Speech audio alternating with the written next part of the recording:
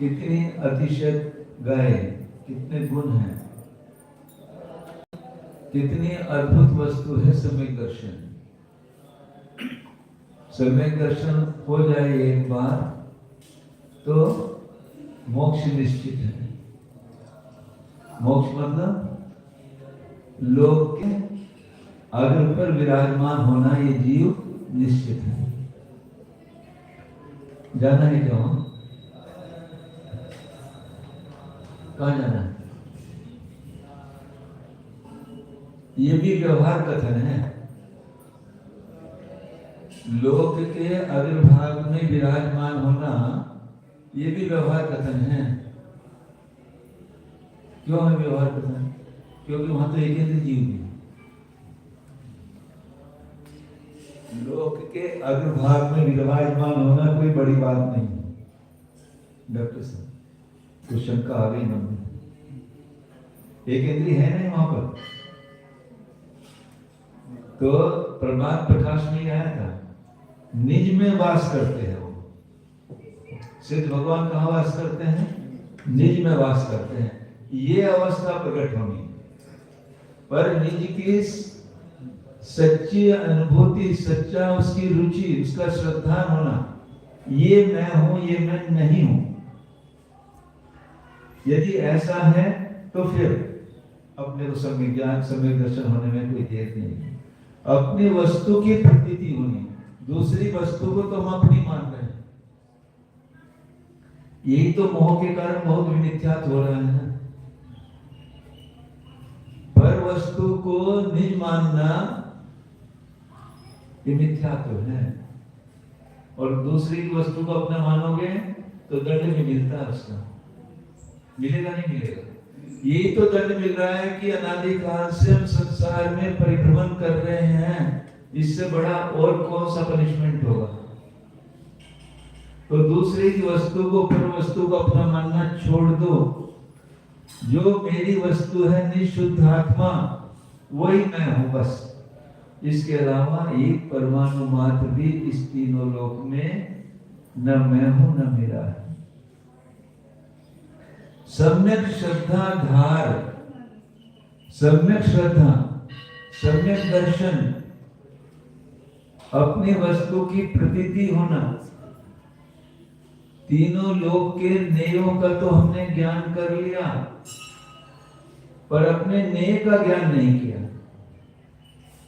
ये भी तो नेय है ना। ये आत्मा भी एक वस्तु है, एक द्रव्य है, एक पदार्थ है या नहीं है? जीव भी एक द्रव्य है। 9 पदार्थों में जीव भी एक पदार्थ है। 7 तत्वों में जीव भी एक तत्व है या नहीं है? उसको नहीं जाना, उसकी श्रद्धा नहीं की, तो आचार्य कहते हैं सम्यक श्रद्धा, सब जीवों, सब पदार्थों की, तत्वों की सम्यक श्रद्धा, जैसे वो है वैसे ही। इलेक्ट्रोफिस का है,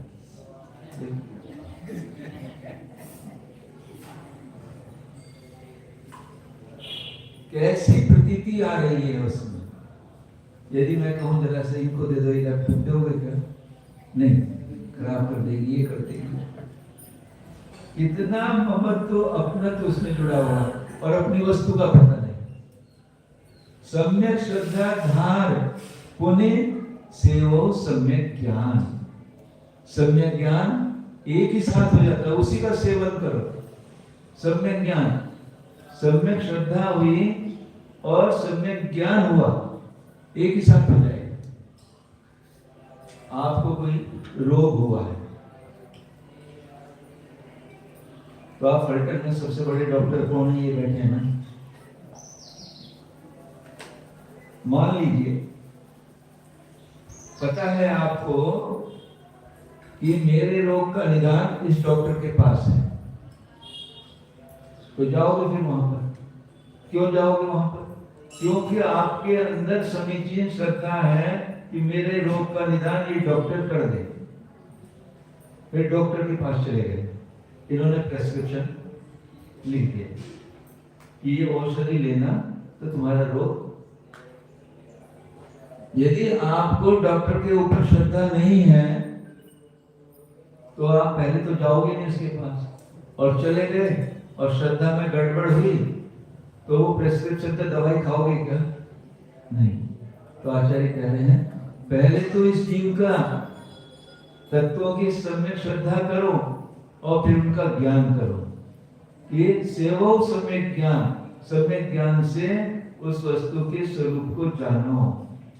फिर आगे स्व पर अर्थ बहुत धर्म जित जो प्रगटावन भान। कैसा है ये? स्व की रुचि, निज आत्मा की श्रद्धा, स्व पर अर्थ बहुत धर्म जुत। स्व का, इस स्व का और पर का, स्व अर्थ और पर अर्थ, यहां भी दोनों है ना। सुबह को ध्यान में क्या करते हो? स्व अर्थ और पर अर्थ दोनों में भेद विज्ञानी तो है। यानी अपनी आत्मा और ये पौद्गलिक शरीर, इन दिनों में भेद विज्ञानी तो करना है। जिसको सम्यक दर्शन हो गया उसको सम्यक ज्ञान तो एक ही साथ होते हैं, बताएंगे आगे भी। पर दोनों में कैसा भेद विज्ञान करना है? जिन परम पैनी सुगुन चैनी धाधार अंतर भेदिया, है ना? अभी आएगा शायद आगे, अभी आएगा इसमें।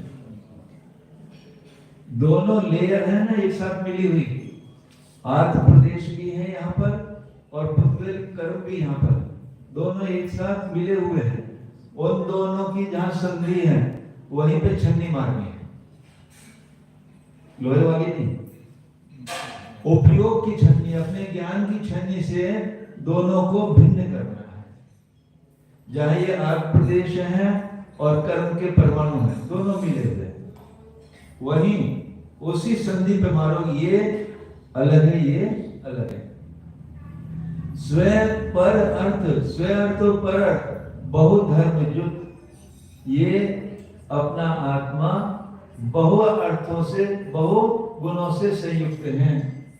जो प्रगटावन भान, ये सम्यक ज्ञान कैसा है? अपने ऊपर सबको बताने वाला है।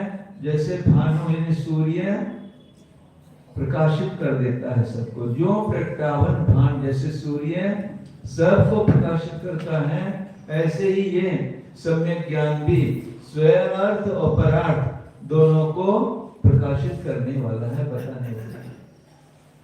यदि सम्यक ज्ञान नहीं होगा, मिथ्या ज्ञान होगा, तो यही तो हो रहा है कि अपनी वस्तु को पता ही नहीं है और दूसरी सब वस्तुओं को हम अपना मान। तो सम्यक ज्ञान की वो भानु की संज्ञा क्यों दी है कि सही सही स्व अर्थ और पर अर्थ को भेद करके प्रकाशित करने वाला है। आगे सम्यक साथ ज्ञान होय पे भिन्न अराधो,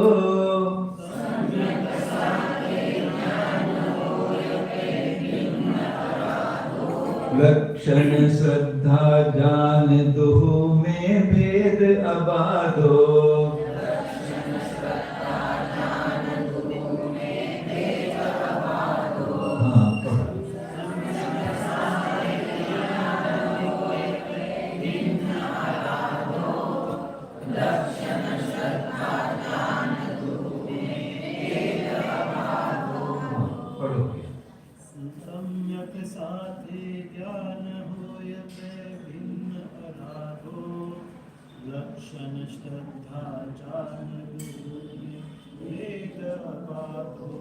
सम्यक साथे ज्ञान, सम्यक सम्यक दर्शन और ज्ञान है सम्यक ज्ञान। ये सम्यक दर्शन और सम्यक ज्ञान दोनों साथ ही एक ही साथ होते हैं, एक समय में ही होंगे दोनों। यानी पहले सम्यक दर्शन हो जाए, थोड़ी देर अंतर मोट बाद सम्यक ज्ञान होगा, ऐसा होगा क्या? एक ही साथ उसी क्षण उसी समय जब श्रद्धा में सम्यकपना आएगा, ज्ञान भी उसी समय पर सम्यक्त हो जाएगा। परंतु भिन्न आराधो दोनों भिन्न भिन्न है। श्रद्धा अलग है, ज्ञान अलग है। क्यों है अलग? आचार्य कह रहे हैं आगे, उनके लक्षण जानो। किन्हीं दो वस्तुओं में भेद करना है तो कैसे भेद करोगे? उनके लक्षण जानकर। दोनों के लक्षण अलग अलग हैं। श्रद्धा का लक्षण अलग है, ज्ञान का अलग है। श्रद्धा ज्ञान दोनों में, एक श्रद्धा और ज्ञान दोनों में लक्षण, दोनों के लक्षण जानकर दो में भेद अबाधो, इनमें दोनों में भेद है। अबाधा, इनके भेद में कोई भी बाधा नहीं है।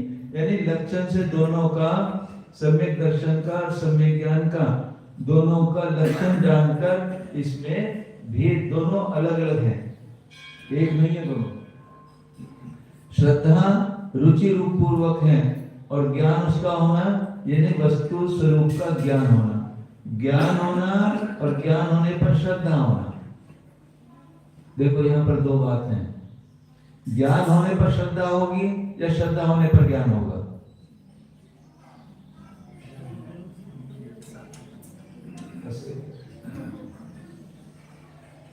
ज्ञान होने पर श्रद्धा होगी या श्रद्धा होने पर ज्ञान होगा? हाँ?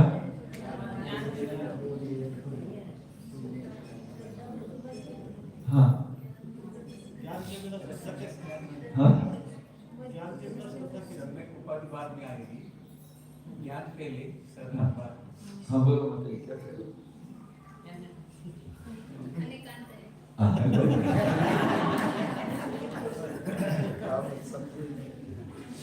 के बिना श्रद्धान होता नहीं, क्योंकि जानेगा ही नहीं तो श्रद्धान कैसे? जिस वस्तु का ज्ञान ही नहीं उसका श्रद्धान होता नहीं, तो उसको श्रद्धान होने के पहले भी ज्ञान आवश्यक है। लेकिन उस समय तक उस ज्ञान को सम्यक बना प्राप्त। क्या बात है?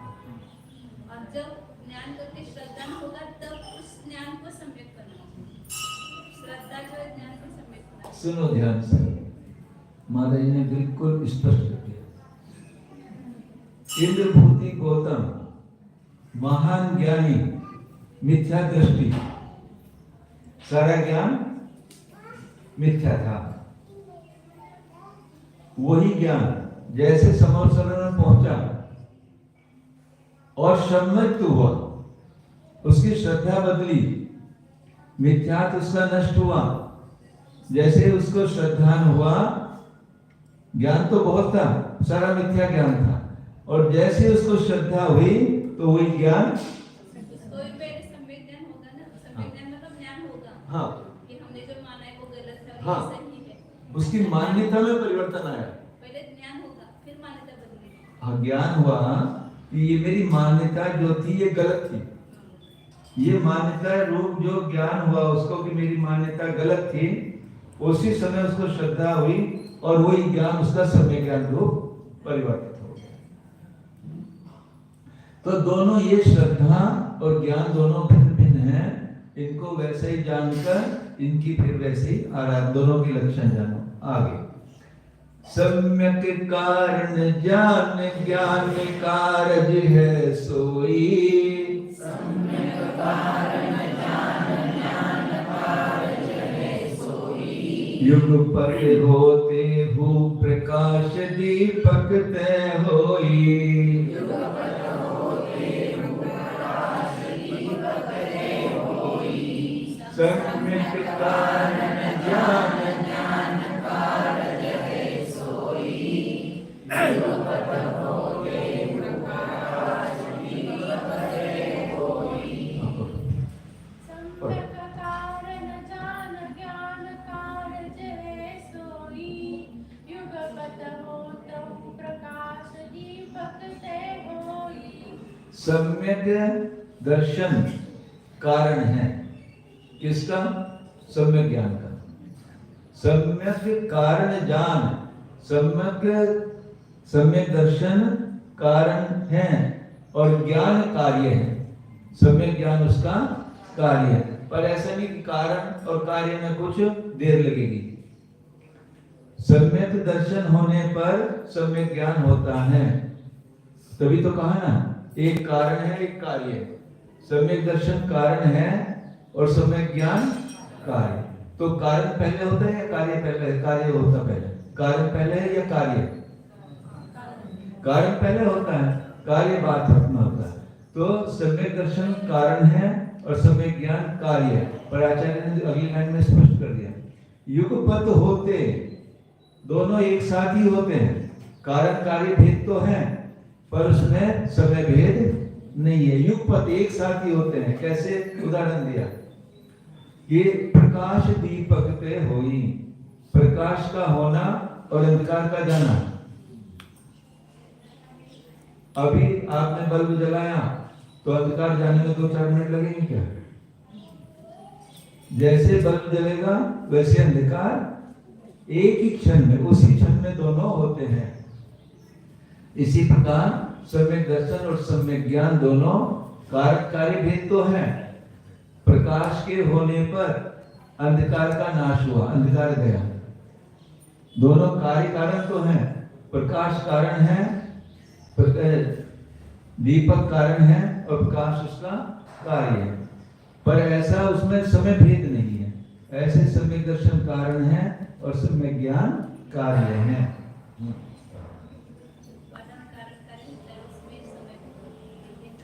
हाँ, ये नहीं होता निमित्त में। हाँ हाँ, निमित्त और नैमित्तिक उनमें कोई समय भेद नहीं होता, दोनों एक ही समय में होते हैं। हाँ हाँ हाँ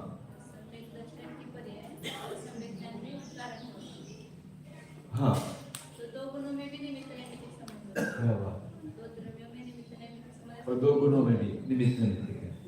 यानी सम्यक दर्शन और सम्यक ज्ञान दोनों भी गुण हैं। तो एक गुण दूसरे गुण में निमित्त हो रहा है, निमित्त नैमित्त दोनों में भी है। तो उपादान इसमें कहेंगे सम्यक दर्शन को, ये दोनों भी उपादान है। सम्यक दर्शन अपनी पर्याय का उपादान है, सम्यक ज्ञान अपनी पर्याय का उपादान है। बिल्कुल, तो दोनों भी एक दूसरे को निमित्त नैमित्तिक करेंगे।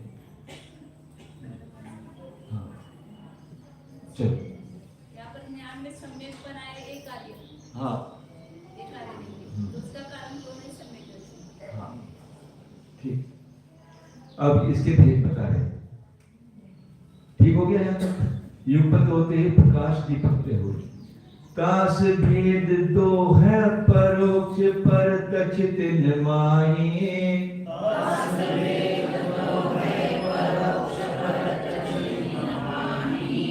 मति शुत दोय परोक्ष अक्ष मन तय उपजाहि।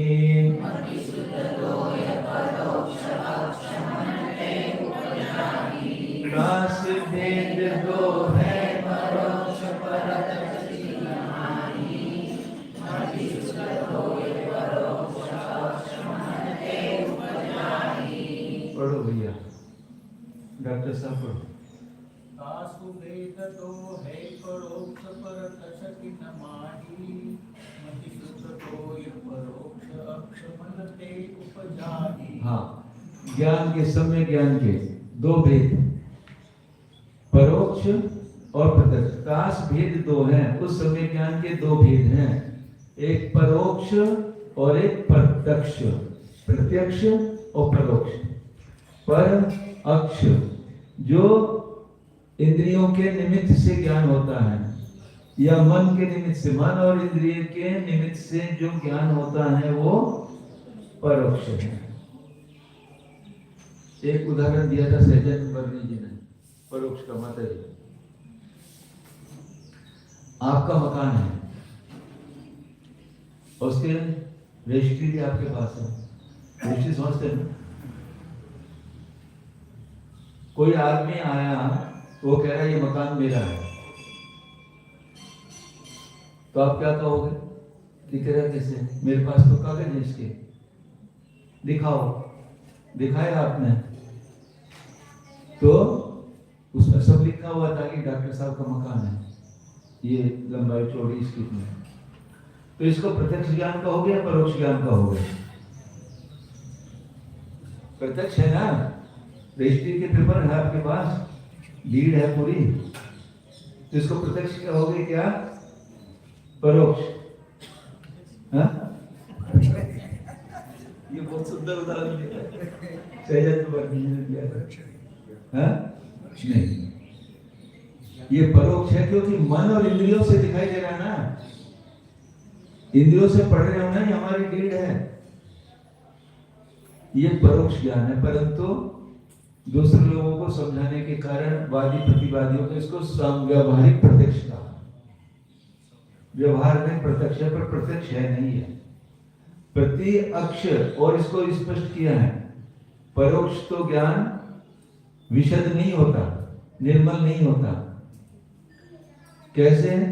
जो अपनी आत्मा की ओर संकेत करके ज्ञान होता है वो प्रत्यक्ष ज्ञान, और जो पर पदार्थों की ओर, बाह्य नेयों की ओर जो ज्ञान होता है वो परोक्ष ज्ञान। मन और इंद्रिय जिसमें निमित्त हैं वो सब ज्ञान परोक्ष ज्ञान। परोक्ष प्रत्यक्ष तिमाही दो भेद, उन दोनों समेत ज्ञान के दो भेद, परोक्ष और प्रत्यक्ष। आप यहां बैठे हो और आप सर्वबेलगोला की मूर्ति का ज्ञान हो रहा है, मन से हो रहा है ना, इंद्रियों से तो देख नहीं सकते उसको अभी। तो वो ज्ञान एक कोटि में रखो, उसकी विशुद्धता, निर्मलता।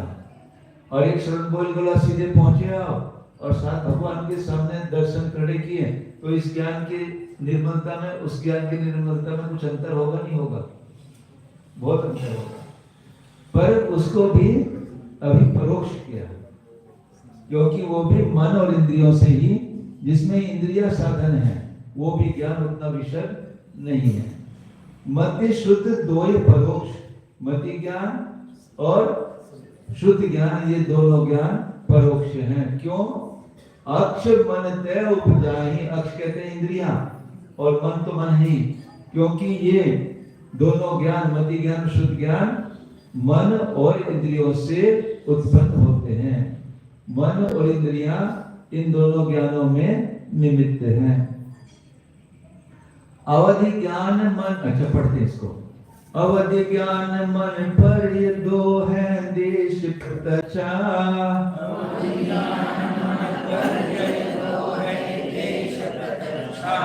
द्रव्य क्षेत्र परिमाण लिए जाने जिय स्वच्छा,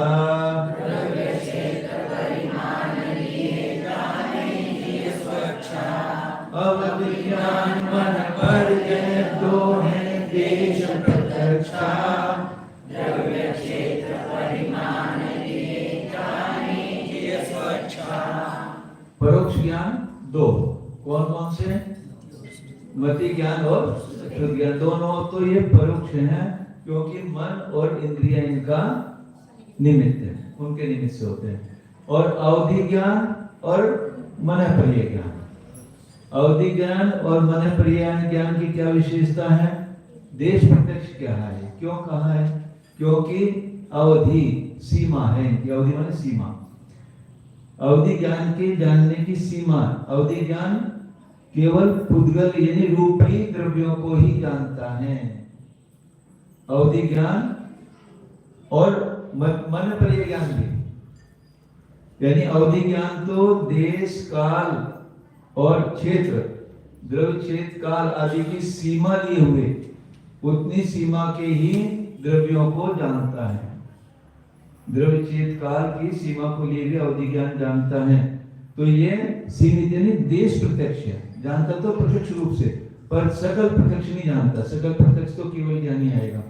तो देश प्रत्यक्ष है उसमें, पर पूर्ण प्रत्यक्ष नहीं है, और रूपी पदार्थों को ही जानता है। और मन प्रिय ज्ञान भी दूसरे के मन में स्थित मन प्रिय ज्ञान रूपी पदार्थ को यह जानता है। रूपी पदार्थ, दूसरे के मन में स्थित रूपी पदार्थों को ही मन प्रिय ज्ञान जानता है। इनके भेद तो आगे हैं बहुत। द्रव्य क्षेत्र परिमाण लिए जाने जिय स्वच्छा, ये द्रव्य क्षेत्र का परिमाण लिए हुए ये अपने स्वयं इच्छा से ही जानते हैं। मन प्रिय ज्ञान की भी तो सीमा है ना। मन प्रिय ज्ञान ज्यादा जानेगा या अवधि ज्ञान? अवधि ज्ञान का क्षेत्र बहुत बड़ा है और मन प्रिय ज्ञान का तो क्षेत्र ये 2.5 दीप मात्र है, क्योंकि मनुष्य 2.5 दीप में ही है और मनुष्यों के मन की ये स्थित जो बात है उनको ही जान पाएगा। ये सब जीवों के जो मतलब सभी देव तिर्यंश देवान सबके भी मन की बात जान सकता है। 2.5 दीप, क्योंकि वो इसी में है ना स्थित, उनके 45 लाख योजन में ही स्थित मन प्रिय ज्ञान जानेगा और अवधि ज्ञान तो बाहर को भी जानेगा। तो अवधि ज्ञान और मन प्रिय ज्ञान देश प्रत्यक्ष कहे हैं कि इनकी सीमाएं हैं, उस कारण से ये देश प्रत्यक्ष है। द्रव्य क्षेत्र परिमाण लिए जाने जिए स्वच्छ, और द्रव्य क्षेत्र का परिमाण लिए हुए ये अवधि ज्ञान मन प्रिय जानते हैं। आगे, सकल द्रव्य के गुण अनंत पर जाए अनंता,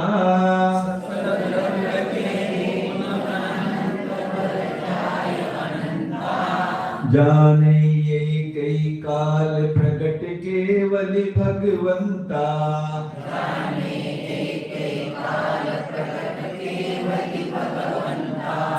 सकल द्रव्य के गुण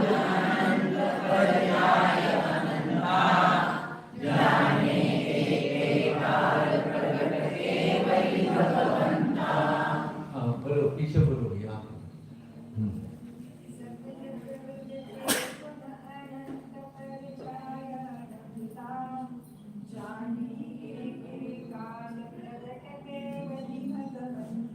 अब सबसे बड़ा सुप्रीम केवल ज्ञान, कितनी अद्भुत अवस्था है केवल ज्ञान की। सकल द्रव्य, लोक अलोक सब जितने भी द्रव्य हैं, 6 द्रव्य, सभी जीव पुद्गल धर्म अधर्म आकाश काल सब, और सब द्रव्यों की भूतकाल की जितनी पर्याय हो गई, वर्तमान की सब पर्याय और भविष्य काल की सब पर्यायों को ऐसी केवल ज्ञान की शक्ति है। सकल द्रव्य के गुण, सकल गुण के द्रव्य के सब गुणों को, उन गुणों की पर्यायों को, उस द्रव्य की पर्यायों को, पर्याय अनंता अनंत पर्यायों को जाने एक एक काल एक ही समय में प्रकट केवली भगवंता, प्रत्यक्ष रूप से केवली भगवान, ऐसी केवल ज्ञान की शक्ति अपने पास भी है क्या? अरे मने क्यों कर रहे हो भैया? वो शक्ति सभी जीवों के पास है, मेरे पास भी है। उन्होंने प्रकट कर ली, मेरी है प्रकट है, बस वो शक्ति उनकी व्यक्त हो गई है केवली भगवान की, और मेरी अभी व्यक्त है, प्रकट है मेरे अंदर। ऐसी उस अद्भुत शक्ति का स्वामी मैं हूं। वो भी पहले मेरे जैसे ही थे ना, केवली भगवान कैसे थे? ऐसे तो थे। तो क्या अंतर उनमें मेरे में? उन्होंने उस शक्ति को प्रकट कर लिया है। ऐसी वो शक्ति मेरे अंदर है, पर उसका भान नहीं हमको। घर में 10 कोटी रखे, उनका तो भान है। बैंक में कितने हजार करोड़, वो बैलेंस तो मुझे भान है, पर उससे भी अनंत अनंत अनंत कितनी शक्ति मेरे अंदर है, केवल ज्ञान की शक्ति, वो मुझे पता नहीं। आज एक इतनी सी चिप बनती है मोबाइल की, सब लोग जानते हो ना, इसलिए लौकिक उदाहरण दे रहा हूं। उसमें कितना माल आ जाएगा, कितनी इंफॉर्मेशन आ जाएगी उसमें, कितनी भी फाइलों आ जाती है उसमें, तो उसकी तो कैपेसिटी कितनी है? टेट्रा आ गई ना, जीबी की वजह टेट्राबाइट भी आ गए। उसमें तो कितनी भी भर लो, 512 जीबी, क्या 512 जीबी का मोबाइल, आप कितने भी वीडियो रिकॉर्ड करो उसमें, उसकी कैपेसिटी खत्म नहीं होती। पर तू अपनी इस हार्ड डिस्क का तुझे पता नहीं है, ये भी तो हार्ड डिस्क ही है ना, वो कितनी कैपेसिटी की है? अनलिमिटेड। बाहर तो बहुत कहते हैं अनलिमिटेड कैपेसिटी, पर ये अनलिमिटेड कैपेसिटी की, इसके अंदर ऐसी कोई वस्तु नहीं है जो इसके अंदर नहीं हो। ऐसे अनलिमिटेड कैपेसिटी इस तेरी आत्मा की है, पर उस वैभव का तुझे पता नहीं है। ऐसा वैभव तेरे पास है। सकल द्रव्य के गुण अनंत पर्याय, अनंत अनंतो अनंत पर्याय, अनंतानंत गुण, उन सभी के भूत भावी वर्तमान सब पर्यायों को केवल भगवान हस्तमलकवत, हस्तमलकवत, हाथ पे जैसे आंवला रख दो तो उसको चारों पैर ऊपर नीचे दाएं बाएं सब दिखाई देता है, ऐसे केवल भगवान को सब गुण सब पर्याय सब द्रव्यों को एक साथ झलक गए उनके ज्ञान, पर उनको कुछ मतलब नहीं उनसे।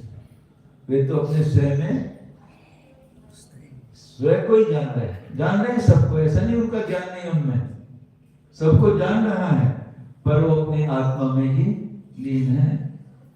तो क्यों, एक बहुत अच्छा आएगा कि सभी द्रव्यों को सभी पर्यायों को ज्ञान को समर्पण करने की एक उनके अंदर स्वभाव है। गुणों को और पर्यायों को ज्ञान में समर्पण देने का स्वभाव है, और ज्ञान में उसको ग्रहण करने का स्वभाव है। जैसे दर्पण है, दर्पण में आपके प्रतिबिंब को ग्रहण करने का स्वभाव है, और आपके प्रतिबिंब में दर्पण को समर्पण देने का स्वभाव है। समर्पण नहीं देंगे तो ज्ञान में आएंगे क्या? तो उसने समर्पण, सब द्रव्यों के गुण और पर्यायों ने ज्ञान को अपना समर्पण दिया और ज्ञान ने उनको ग्रहण किया। चुंबक और लोहा,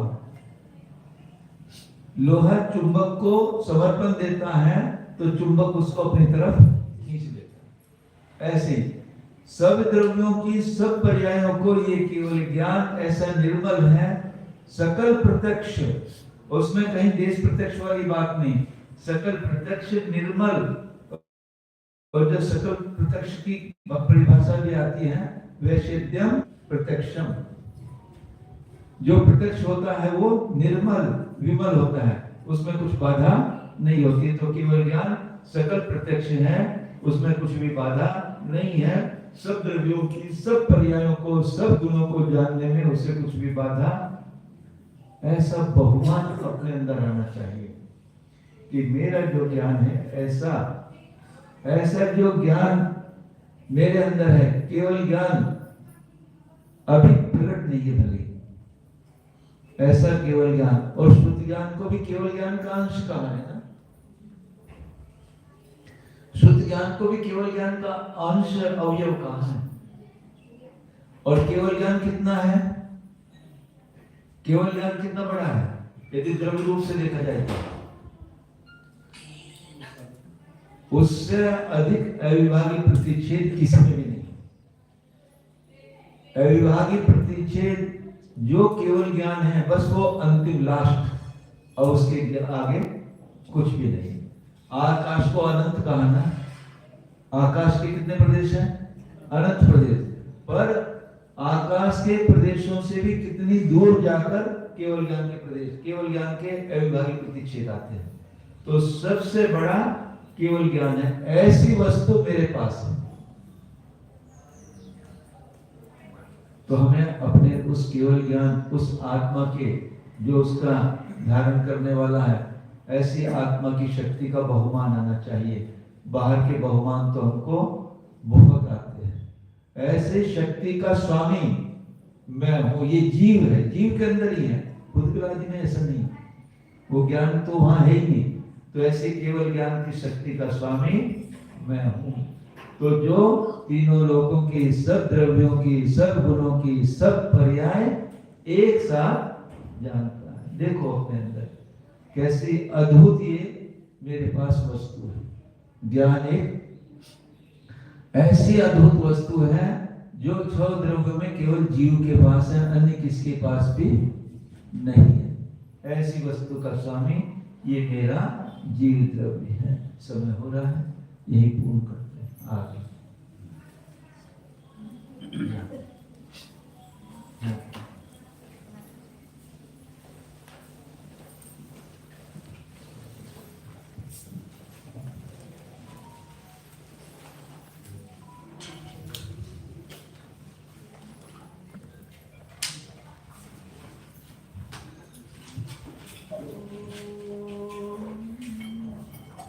सावधान जाना. आतापर्यंत ऐकण्याकडे जो उपयोग होता तो उपयोग आत्मसन्मुख करा. निज वस्तू कोठे आहे त्या संबंधी आपण ऐकत होतो, पण आता आपली निज वस्तू कोठे आहे ते पाहायचे आहे. आपल्या ज्ञानामध्ये पहा, ही निज वस्तू कोठे बाहेर नाही, येथेच आहे. या पुद्गल पिंडामध्येच आहे. या पुद्गल पिंडापासून अत्यंत भिन्न अशा निज चैतन्य पिंडाची प्रतीती करा. हा चैतन्य पिंड अनंत गुणांचा आकर आहे, खाण आहे. अनंत गुणांनी परिपूर्ण आहे. स्वतः सिद्ध आहे, स्वयंपूर्ण आहे, परिपूर्ण आहे. चेतना म्हणजे ज्ञान दर्शन.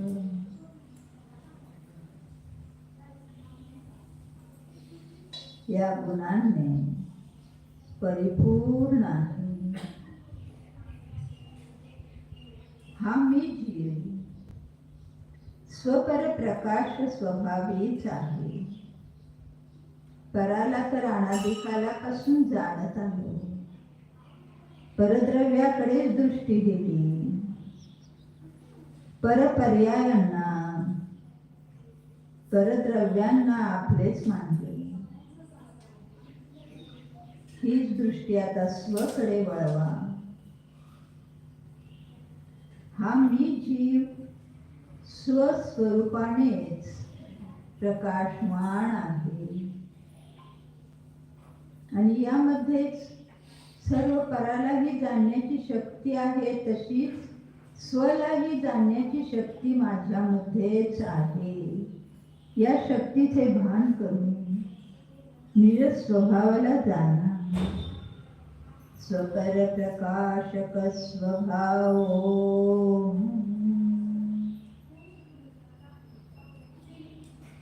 माझा संबंध माझ्या स्वभावाशीच आहे, परद्रव्याशी नाहीच. परद्रव्याचा परपर्याय परद्रव्यातील अनंत गुण ते देखील माझे स्वरूप नाही.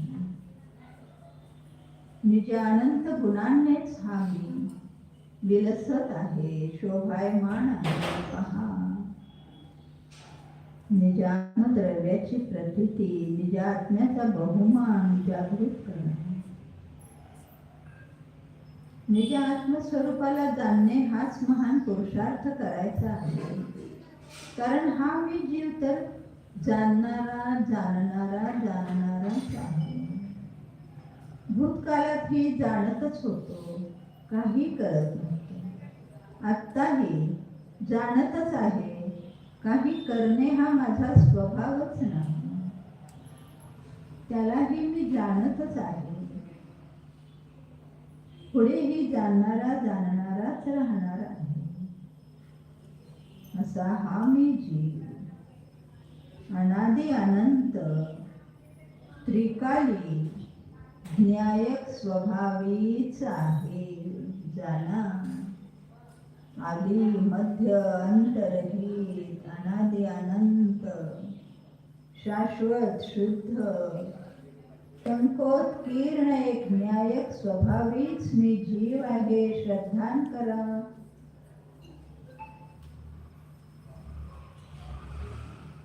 तसेच ज्ञान होणार आहे श्रद्धान केले. त्याच वस्तूबद्दल ज्ञान होत आहे. ज्या वस्तूचे ज्ञान केले त्याचे श्रद्धान करतो आहे. अशा आपल्या निज अनेकांत स्वरूप वस्तूची प्रतीती करा. हा मी जीव तर द्रव्य पर्यायात्मक अनेकांत स्वभावी ज्ञान वस्तू आहे जाना.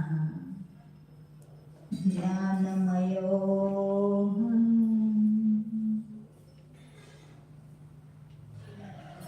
ज्ञान शरीरो एको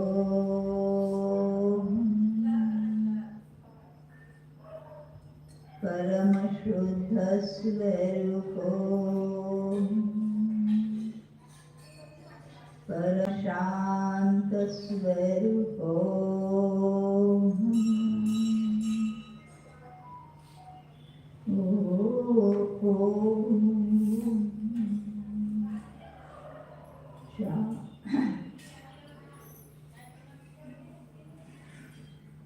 शांति शांति